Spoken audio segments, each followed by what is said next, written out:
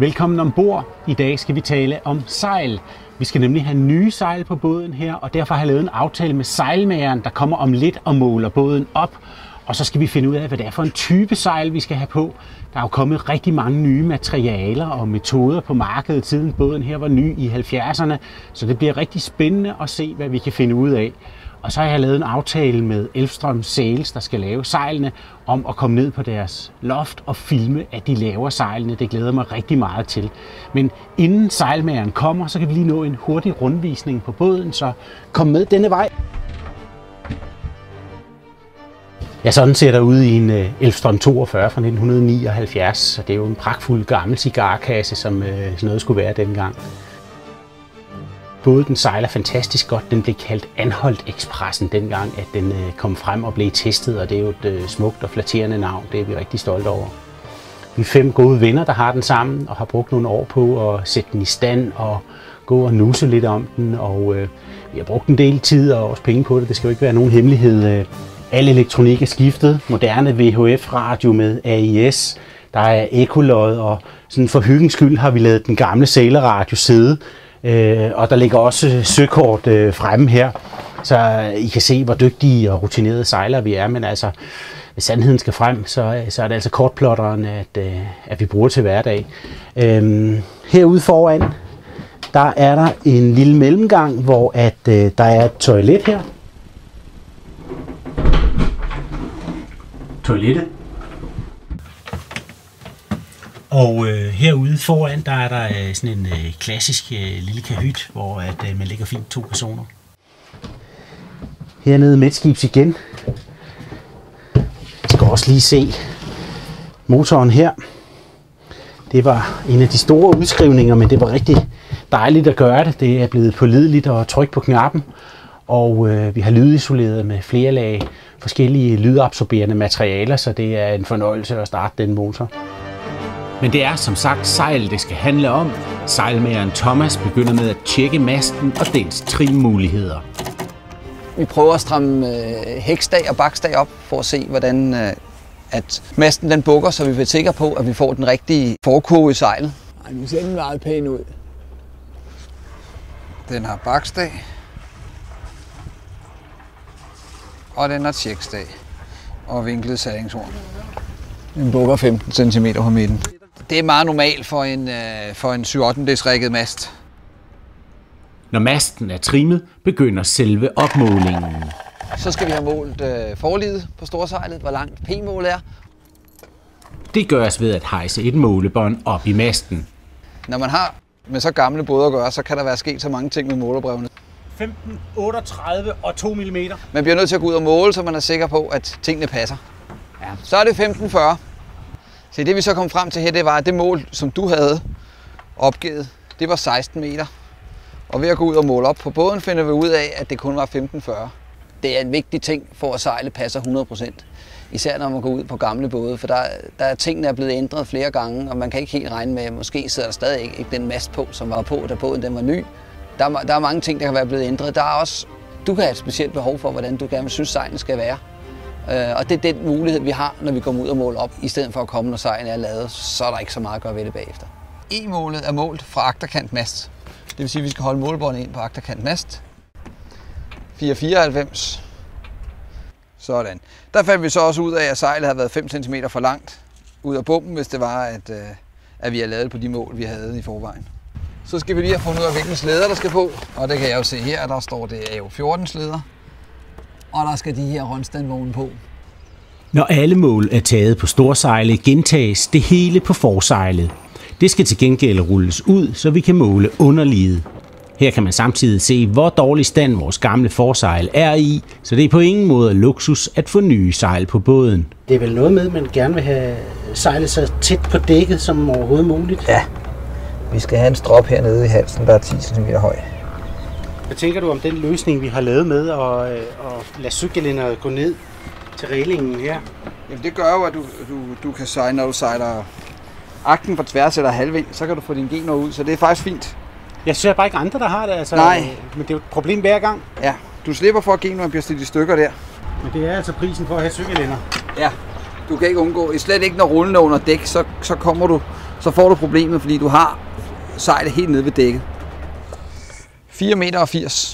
Så 4,80 meter. Det er J-målet. Gange halvanden. Gange halvanden, ja. Det er 2,40 oveni. Det er 27. Det er 27. Og den kan sagtens være på skødeskin, så det er også fint. Det skal man lige tjekke, om skødeskinen er langt nok. Så var vi færdige med at måle den også.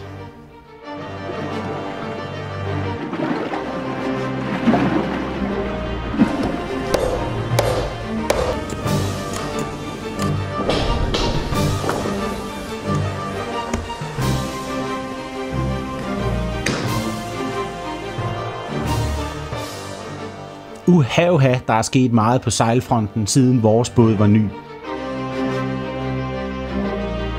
Og det kunne være fristende at prøve nogle af de nye, moderne sejltyper, men vi synes, vores båd skal bevare sit klassiske udtryk. Så kravet fra vores side er, at sejlene skal være hvide, og det skal være cruising-sejl, som vi kan have i mange år. Vi vælger de radialsyede sandwich-sejl, både til storsejl og til forsejl. Det næste, der sker, er, at sejlene skal designes i en computer, der har fået alle de mål, Thomas har taget på båden, kodet ind.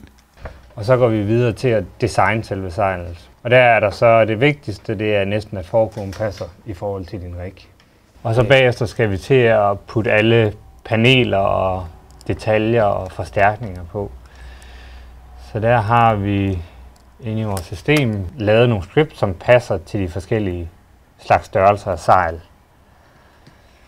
Så starter jeg med at hive panelerne ind på det sejl.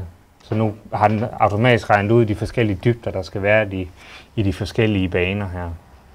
Så der er det meget vigtigt, at man vælger den rigtige forkurve. Så er der profilerne i selve sejlet, hvor dybden ligger henne, og hvor meget dybde der er i, og hvor meget sejl twister op. Og det kan jeg så styre ind i vores designprogram her.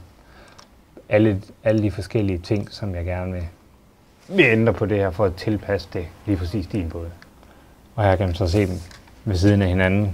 Og der er det samme med Genoen, der hiver jeg den ind og laver den samme tankegang om, hvor meget dit forstav falder ud til siden, og hvor meget det falder bagud, og også dybden i, hvor dyb den skal være for at få din båd til at sejle optimalt. Når sejlene er designet færdige i computeren, er de klar til at blive sendt i produktion. Først skærer en maskine de mange enkeltdele ud, panelerne, og nummererer dem.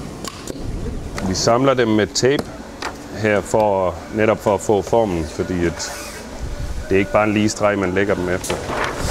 Og når vi så har gjort det, så bliver de syet over på maskinen. Dit sejl er jo så det, vi har her til i hvert fald det ene af dem. Det er forsejlet, og her er de store sektioner syet sammen. Næste step er, at vi tager det ud på gulvet, får klippet det til og samlet i de her sektionssømme. Og det er det, der ligger her. Sejlpanelet til rulleforsejlet. Man kan se, at sejlet ikke kan ligge fladt på gulvet uden at bølge lidt på grund af sin krumning. Nu mangler kun den endelige kontrolmåling og en dertil hørende fintilpasning, inden det skal videre i produktionen.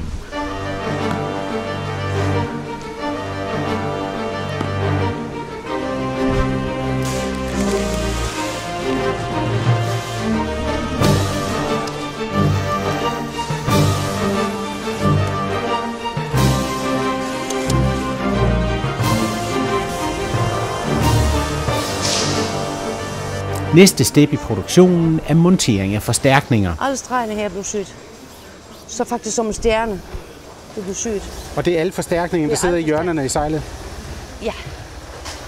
Plus at der så bagefter kommer sådan en forstærkning ovenpå. Så hvor mange lag er der i sejlet der, hvor det er tykkest? Det ved jeg jo nok ikke. Skal vi prøve til? Det kan vi da godt. 1, 2, 3, 4, 5, 6, 7, 8, 10, 12, 13, kring 14 lag. 14 lag? 14 lag. I takt med, at der kommer flere og flere detaljer på, begynder det mere og mere at ligne et sejl. Her skal storsejlet have monteret øjer og andre detaljer. Det er en sejlmager, der syr disse ting på i hånden. Jetzt mache ich die Schodecke. dafür bekommen 40 mal 8 Ringe rein. I det hele taget er det imponerende at se, hvor mange forskellige hænder et sejl er igennem på bare den ene dag, jeg besøgte Elvstrøm Sales.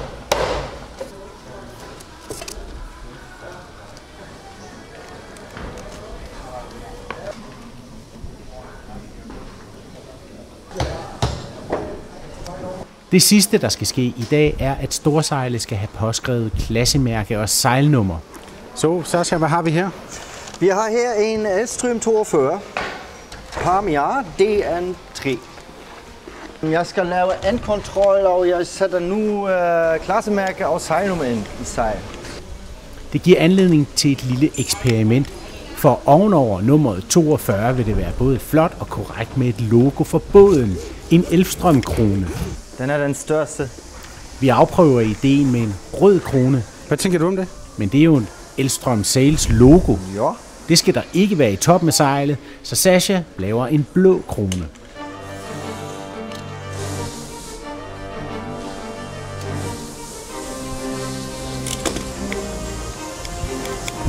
Ja, det er mere en sejllogo. Skal vi gøre det? Ja, det skal vi gøre. Det gør vi. Måske det er en detalje af de mindre, men jeg er alligevel ret tilfreds med udfaldet og dejligt at have indflydelse på det endelige resultat.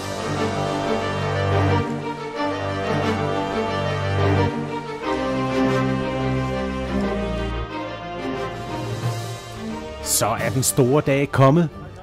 Hej Niels. Det ser godt ud, det der. Ja, ikke? Der har vi de nye sejl.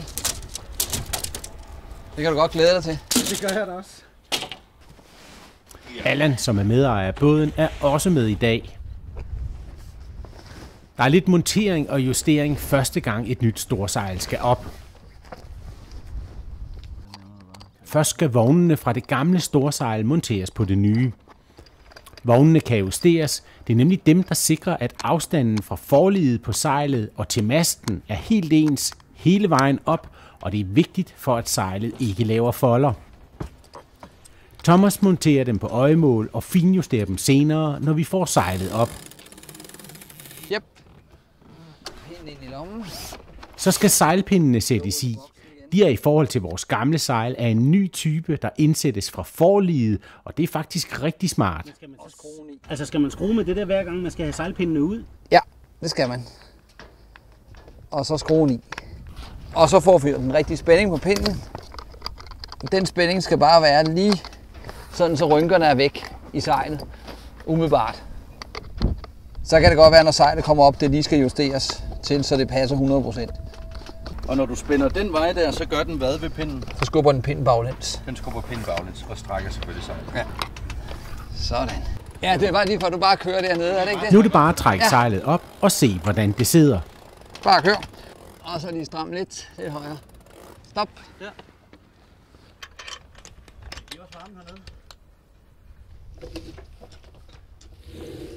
Ja, men der er en lille fold fra den ene lomme, så vi skal lige have sejlet ned og lige justere afstanden på pinden ind til forliget, så det bliver 100%, så det passer. Så vi tager lige sejlet ned igen. 3,5.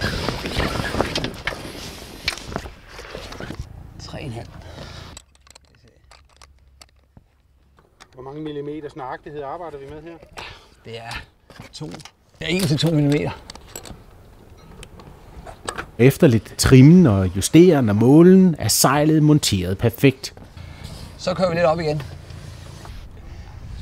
Jamen, det kan vi ikke gøre mere ved nu.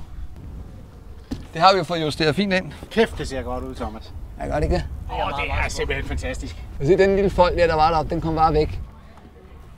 Det er Forsejlet uden justering, det skal lige have stillet skødet lidt ind. Så er vi klar til en sejltur med 2 sprit nye sejl.